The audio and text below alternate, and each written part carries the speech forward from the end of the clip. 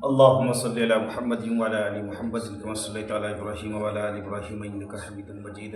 اللهم بارك على محمد وعلى ال محمد كما باركت على ابراهيم وعلى ال ابراهيم انك حميد مجيد.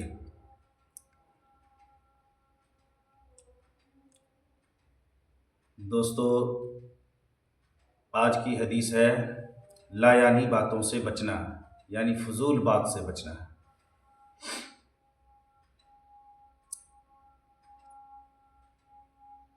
قال اللہ تعالی وَقُلْ لِعِبَادِي يَقُولُوا الَّتِي هِيَ أَحْسَنُ إِنَّ الشَّيْطَانَ يَنزَغُ بَيْنَهُمْ إِنَّ الشَّيْطَانَ كَانَ لِلْإِنسَانِ عَدُوًّا مُبِينًا.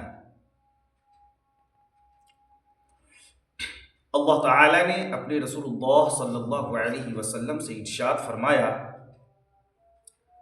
اور آپ میرے بندوں سے فرما دیجئے کہ وہ ایسی بات کہا کریں جو بہتر ہو، اس میں کسی کی دل آزاری نہ ہوتی ہو، کیونکہ شیطان دل آزار بات کی وجہ سے آپس میں لڑا دیتا ہے. واقعی شیطان انسان کا کھلا دشمن ہے. آگے اللہ فرماتے ہیں وقال تعالی والذی هم عن اللغو معرضون. اللہ تعالی نے ایمان والوں کی ایک صفت یہ ارشاد فرمائی کہ وہ لوگ بیکار لا یعنی باتوں سے اعراض کرتے ہیں، یعنی پرہیز کرتے ہیں، بچتے ہیں.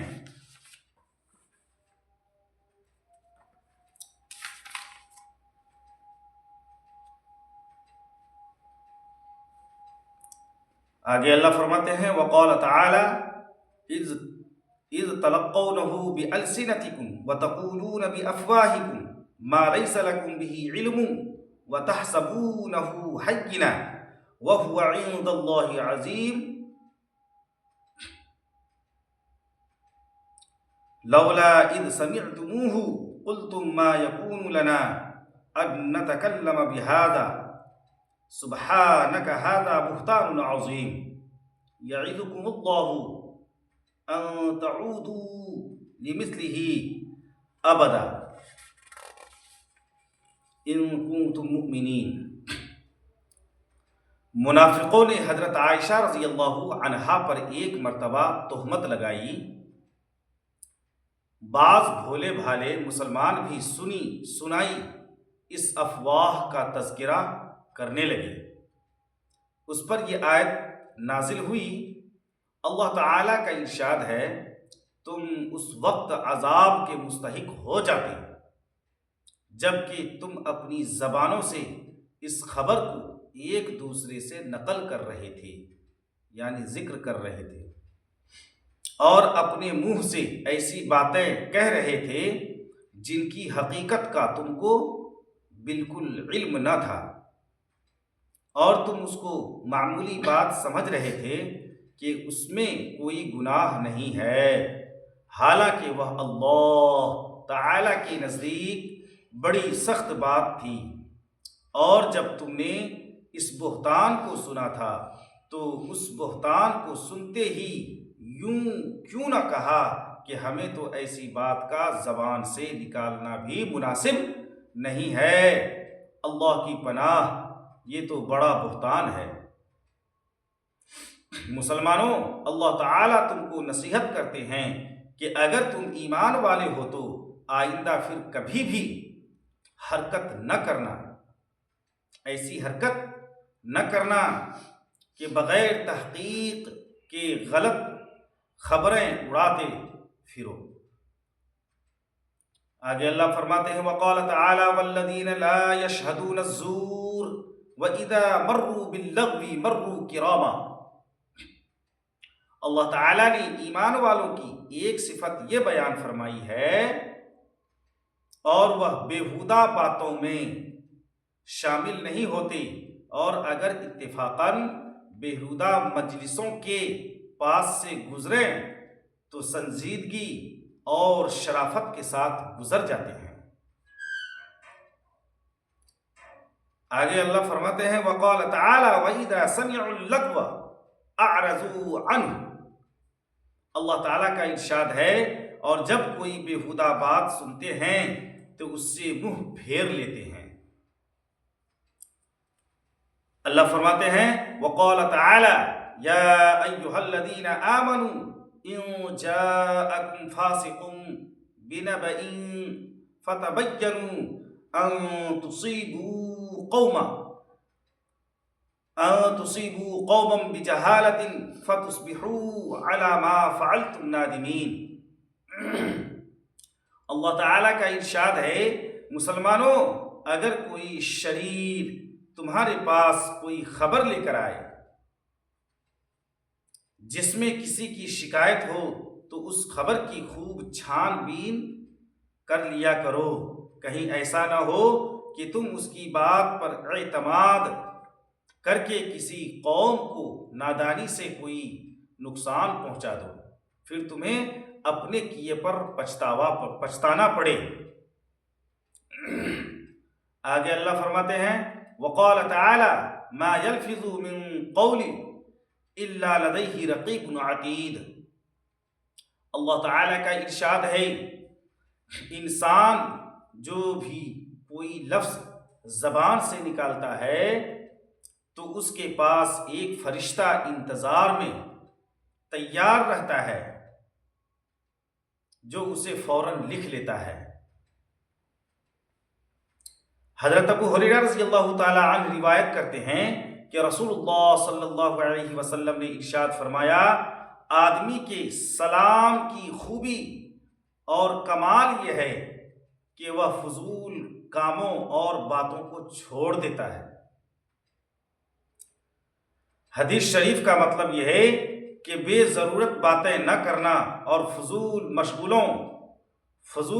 مشغلوں سے بچنا کمال ایمان کی نشانی ہے اور آدمی کے اسلام کی رونق و زینت ہے۔ حضرت سہل بن سعد رضی اللہ تعالی عنہ سے روایت ہے کہ رسول اللہ صلی اللہ علیہ وسلم نے ارشاد فرمایا، جو شخص مجھے اپنے دونوں جبڑوں اور دونوں ٹانگوں کے درمیان والے اعضاء کی ذمہ داری دے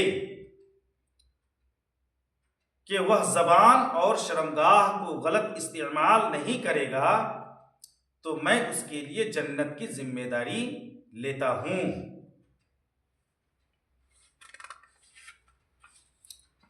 حضرت حارث بن حشام رضی اللہ تعالی عنہ سے روایت ہے کہ انہوں نے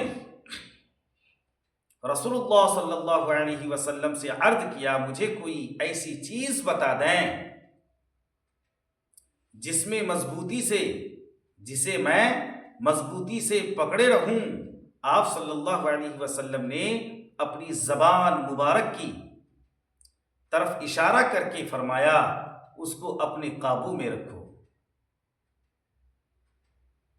حضرت ابو جحیفہ رضی اللہ تعالی عنہ سے روایت ہے کہ رسول اللہ صلی اللہ علیہ وسلم نے صحابہ رضی اللہ تعالی عنہم اجمعین سے پوچھا،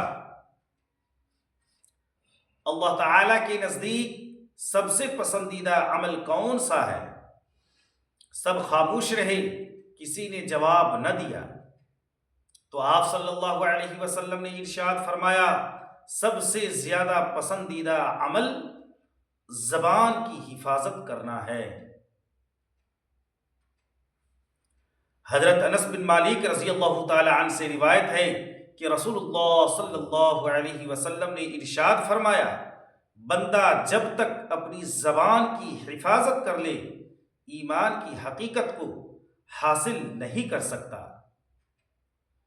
بندہ جب تک اپنی زبان کی حفاظت نہ کر لے ایمان کی حقیقت کو حاصل نہیں کر سکتا ہے۔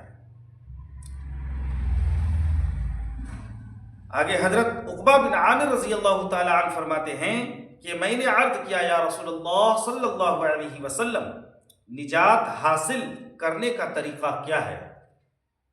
آپ صلی اللہ علیہ وسلم نے ارشاد فرمایا، اپنی زبان کو قابو میں رکھو، اپنے گھر میں رہو، فضول بھول باہر نہ پھرو اور اپنے گناہوں پر رویا کرو۔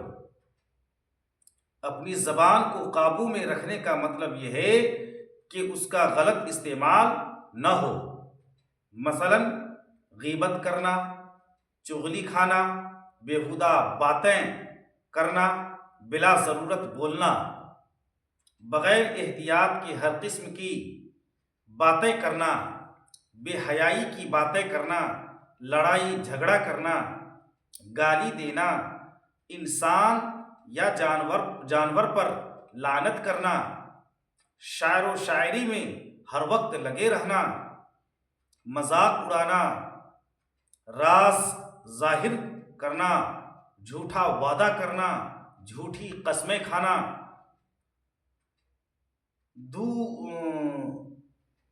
دو رنگی باتیں کرنا، بلا وجہ کسی کی تعریف کرنا اور بلا وجہ سوالات کرنا، یہ تمام چیزیں لایانی باتیں ہیں۔ اس سے ہم تمام ایمان والوں کو بچنا چاہیے۔ اگر ان تمام باتوں سے ہم بچیں گے، اور خاص طور سے بھائی دوستو اگر ہم اپنی شرمگاہ اور اپنی زبان کی حفاظت کریں گے، تو ہمارے نبی آقا صلی اللہ علیہ وسلم نے جنت کا وعدہ کیا ہے۔ تو اللہ تبارک و تعالیٰ سے دعا کریں کہ اللہ تبارک و تعالیٰ ہمیں اور آپ کو اور تمام سننے والوں کو عمل کی توفیق عطا فرمائے۔ اور خاص طور سے دوستو میں آپ تمامی حضرات سے یہ گزارش کرتا ہوں کہ خصوصاً ہماری والدہ کے لیے دعا کریں کہ اللہ تبارک و تعالیٰ ہماری والدہ کو اور تمام اہل بیمار کو اللہ پاک شفائے کاملہ عاجلہ دائمہ مستمرہ عطا فرمائے۔ آمین۔ وآخر دعواہم ان الحمد للہ رب العالمین۔